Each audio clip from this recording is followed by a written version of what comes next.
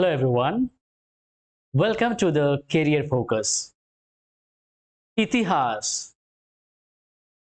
আমরা ইতিহাস বলতে বুঝি কি? এটা কি শুধুমাত্র অতীত? কি মনে হয়? আমি বলবো এটা অভিজ্ঞতা। অবশ্যই এটা অভিজ্ঞতা।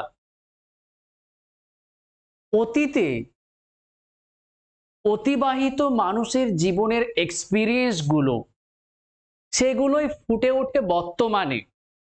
আর সেই বর্তমানে কৃত কার্যের উপরেই নির্ভর করে ফিউচার। কোনো একজন ব্যক্তি যদি অতীতে যে সমস্ত জিনিসগুলো সঠিক করে এসেছিল, যে সমস্ত স্টেপগুলো, যদি সেই স্টেপগুলো আমরা নিয়ে থাকি তাহলে অবশ্যই কি হব? সফল হব। যদি উনি সফল হয়ে থাকেন তাহলে। আর যারা বিফল হয়েছেন সেই বিফল পথে যদি আমরা যাই তাহলে আমরাও বিফল হব। কিভাবে শিখেছি? আমরা উনাদের অভিজ্ঞতা থেকে শিখেছি। এটা আমি একটা ব্যক্তির জন্য বললাম। এই একটা ব্যক্তির রেসপেক্টে না বলে যদি আমি একটা গোটা দেশের রেসপেক্টে বলি তাহলে তখন সেই অভিজ্ঞতাগুলো গোটা দেশের একটা সামঞ্জস্যপূর্ণ অভিজ্ঞতা, মানে অভিজ্ঞতার সমষ্টিকে নিয়েই আমরা কি বলবো? সেই দেশের ইতিহাস। কিন্তু মেন প্রবলেম হচ্ছে আমরা এই অভিজ্ঞতাগুলিকে জানবো কি করে? এখন ইনফরমেশন টেকনোলজির যুগ। যদি আজ থেকে 10 বছর, 20 বছর, 30 বছর আগে কি ঘটেছিল না ঘটেছিল সেগুলো জানতে যাওয়া হয়, তাহলে এখন তার ভিডিও অ্যাভেলেবেল আছে। অনেক নিউজ পেপারে সে আর্টিকেল গুলো অ্যাভেলেবেল আছে। অনেক বই ছাপা হয়েছে সেই সমস্ত কিছুগুলো নিয়ে, অনেক রিসোর্সেস। কিন্তু সেই জিনিসটায় যদি আজ থেকে 100 বছর আগের কথা জানতে যাওয়া হয় তাহলে তখন ভিডিও পাবে না। তখন তখনকার নিউজ পেপারের উপর ভরসা করতে হবে বা তখনকার লেখা গ্রন্থের উপর। বা যদি আজ থেকে 100 বছর আগেকার কেউ বেঁচে থাকে বা তাদের পরবর্তী প্রজন্ম যদি বেঁচে থাকে, তারা তাদের কাছ থেকে শুনেছে যে কি হয়েছিল না হয়েছিল সেই সমস্ত ব্যাপার সম্বন্ধে। তার মানে আমরা এটা সেকেন্ড জেনারেশনের ইতিহাস আমরা জানতে পারবো সেকেন্ড জেনারেশনের মুখ থেকে। যদি ফার্স্ট জেনারেশনই সেটাকে বলে দিয়ে থাকতো তাহলে আমরা সেখান থেকে রিসোর্স করতাম, সেটাকে বলতাম উৎস। প্রবলেমটা এখানে না।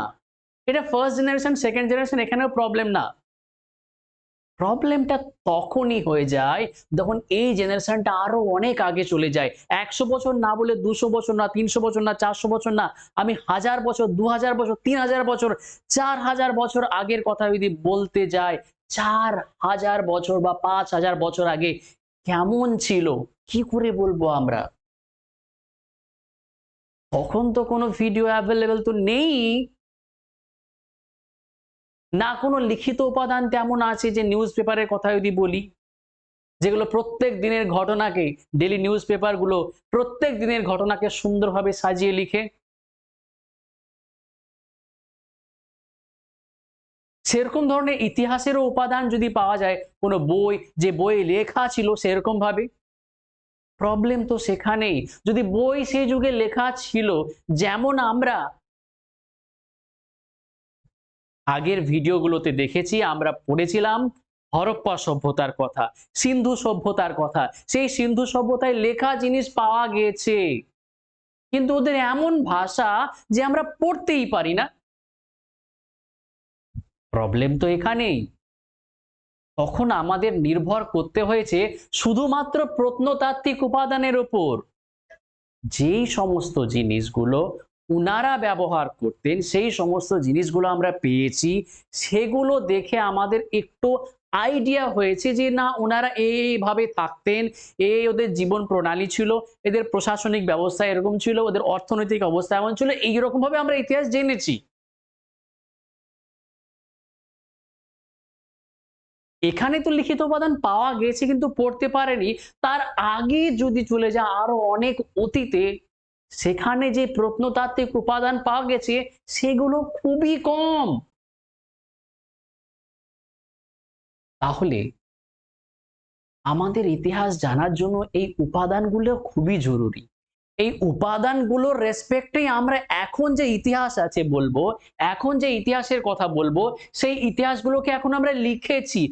মানে ঐতিহাসিকবিদরা লিখেছেন, মানে আমাদের হিউম্যান সিভিলাইজেশন লিখেছেন অতীতে কি ঘটেছিল সেটা।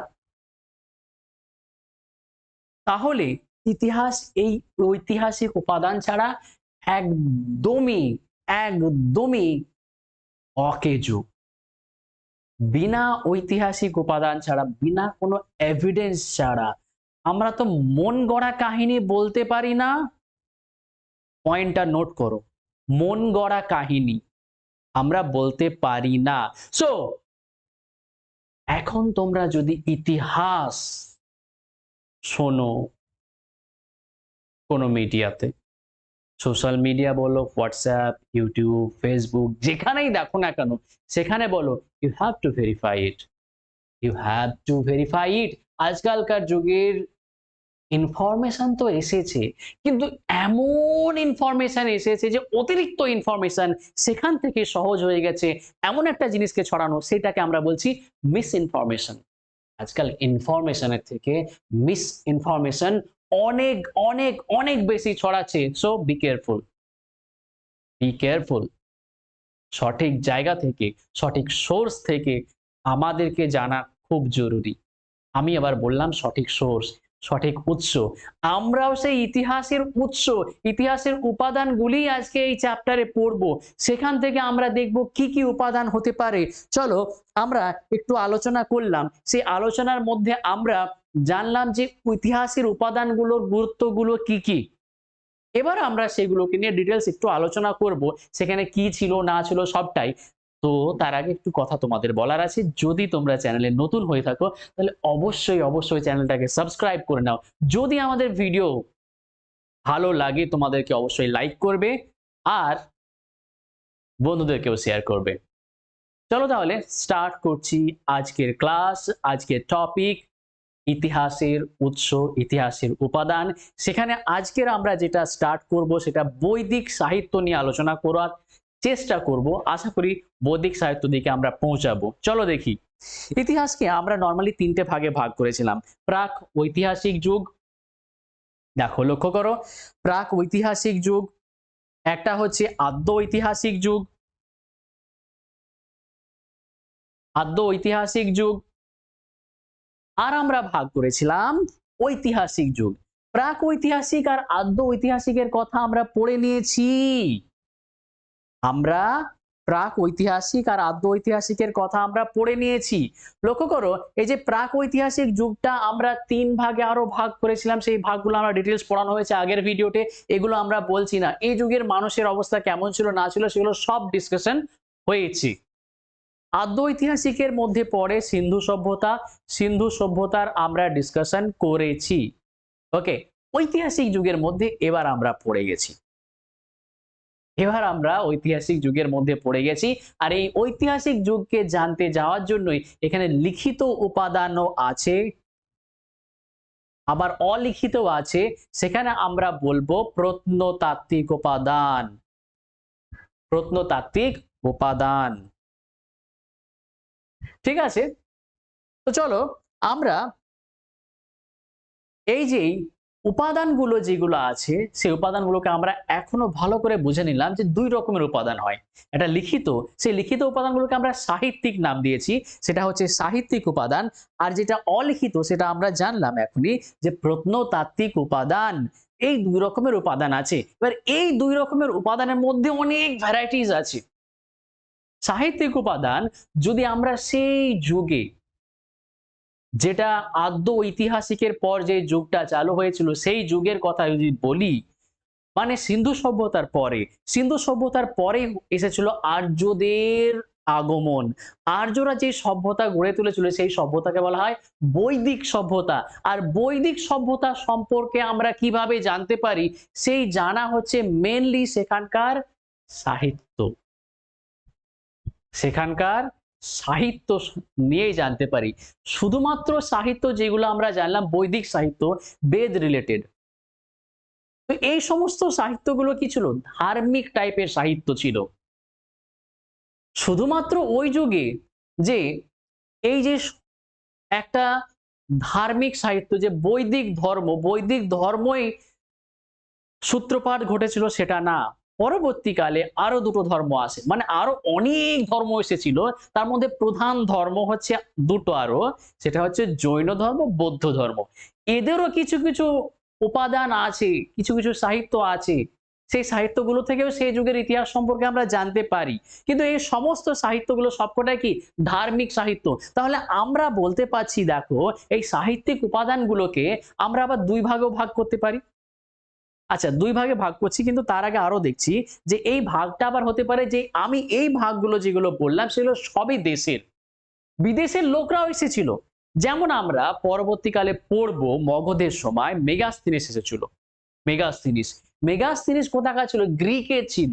কোথাকার? গ্রিকের। ওরা বাইরে থেকে এসে একটা এখানকার কালচার, সংস্কৃতি, সভ্যতা, অর্থনৈতিক অবস্থা সমস্ত কিছু সম্পর্কে বই লিখেছিল। তো তাদের লেখা যে উপাদান সেগুলো খুব ইম্পর্টেন্ট। তাহলে আমরা সাহিত্যিক উপাদানকে দুই ভাগে ভাগ করেছি, একটা দেশীয় সাহিত্য, একটা বিদেশি সাহিত্য। দেশীয় সাহিত্যের মধ্যে যেসব দেশের সাহিত্যগুলো আছে সেগুলো, বিদেশির মধ্যে যেগুলো বিদেশের রচিত হয়েছে সেগুলো, মানে বিদেশের লোক রচনা করেছে সেগুলো।